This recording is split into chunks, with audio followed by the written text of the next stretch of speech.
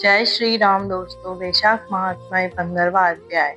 राजा ने सारे शहर में यह सूचना कराई कि 8 वर्ष की आयु से लेकर 80 वर्ष तक की आयु का जो भी मनुष्य मेष की संक्रांति में सूर्योदय से पहले स्नान नहीं करेगा वह दंडनीय समझा जाकर शहर से निकलवा दिया जाएगा। पुत्र, भार्या, इष्ट मित्र चाहे कोई जो भी हो, वैशाखोक्त धर्म का पालन नहीं करेगा, मैं उसको चोर के समान समझूंगा। प्रातःकाल पवित्र जल से स्नान करो, स्थान स्थान प्याऊ लगाओ, यथाशक्ति योग्य ब्राह्मणों को दान तथा अन्य धर्म के कार्य करो। प्रत्येक गांव में एक एक उपदेश करने वाला विद्वान ब्राह्मण नियुक्त कर दिया गया तथा 5 गांवों पर एक अधिकारी। इस प्रकार चक्रवर्ती राजा के शासन में यह धर्म वृक्ष सारे देश में विस्तार पूर्वक फैल गया।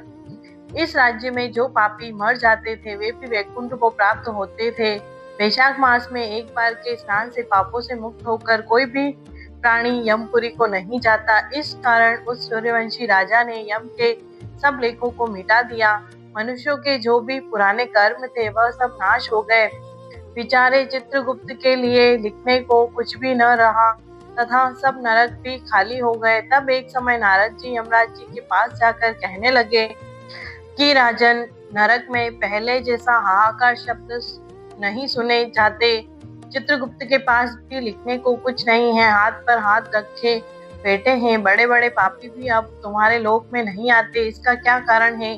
तब धर्मराज कहने लगे कि हे महामुने, एक राजा पृथ्वी पर हुआ है। अपने राज्य में उसने आज्ञा दी है कि जो कोई वैशाख के धर्मों का पालन नहीं करेगा वह दंडनीय होगा। सो उसके डर से प्राणी वैशाख मास के धर्मों का पालन कर वैकुंठ को जा रहे हैं।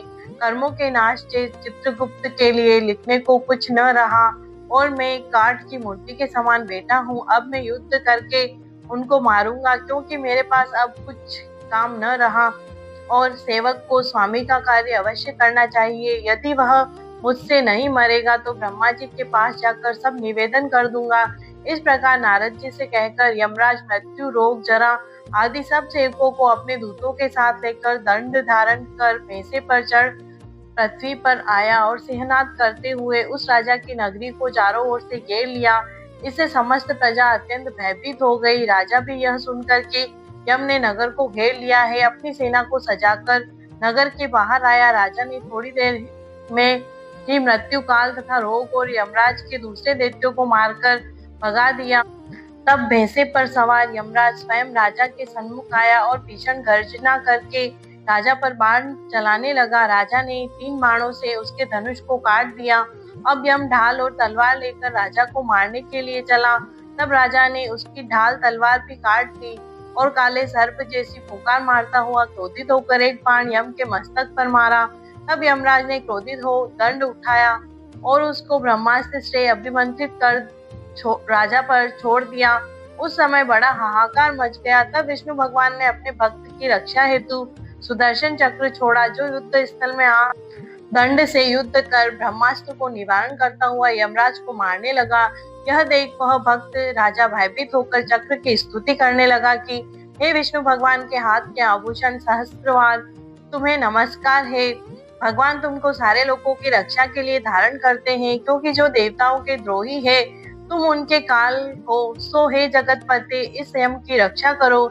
ऐसी स्तुति सुनकर चक्र यम को राजा के पास छोड़कर स्वयं वैकुंठ को चला गया। फिर यम उदासीन होकर ब्रह्मा लोक में ब्रह्मा जी के पास गया। उसको इस प्रकार देखकर सब सभागण विस्मित होकर आपस में कहने लगे कि यम का यहाँ पर कैसे आना हुआ? कहीं ब्रह्मा जी के दर्शन को तो नहीं आया? इसको भी कभी क्षण भर को भी अपने काम से अवकाश नहीं मिलता। देवता तो कुशल से हैं, ऐसी बात न कभी पहले देखी न सुनी। यह सब ऐसा कह ही रहे थे कि तभी प्राणियों का स्वामी और सूर्य पुत्र यम ब्रह्मा जी के चरणों में इस प्रकार गिर गया जैसे जड़ से कटा हुआ वृक्ष निराश्रित होकर पृथ्वी पर गिर जाता है। यम त्राही त्राही कहकर पुकारने लगा कि हे देवेश, मेरा अत्यंत अपमान हो रहा है। मेरे वस्त्र व बही खाते फाड़ डाले, मुझको अत्यंत पीटा गया है। मेरी प्रतिष्ठा और मर्यादा सब भंग हो गई है। हे कमलासन, आपके होते हुए मेरी यह दुर्गति कैसे हुई? ऐसा कह यम पृथ्वी में गिर गया तब वहां पर बड़ा कोलाहल हुआ। सब आपस में कहने लगे कि जो स्थावर जंगम सबको खाने वाला है, मनुष्यों को संताप देने वाला दुखी कैसे हो गया।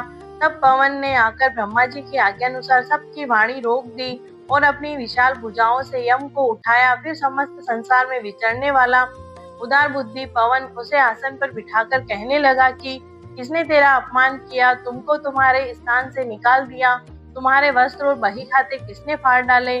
सो यह वृतांत तुम ब्रह्मा जी के सम्मुख कहो। जो सबके पितामह है वे ही तुम्हारे दुख दूर करेंगे। जय श्री राम। वैशाख महात्म्य 15वां अध्याय समाप्त। आपको मेरी वीडियो अच्छी लगी हो तो लाइक, कमेंट और सब्सक्राइब करें। धन्यवाद।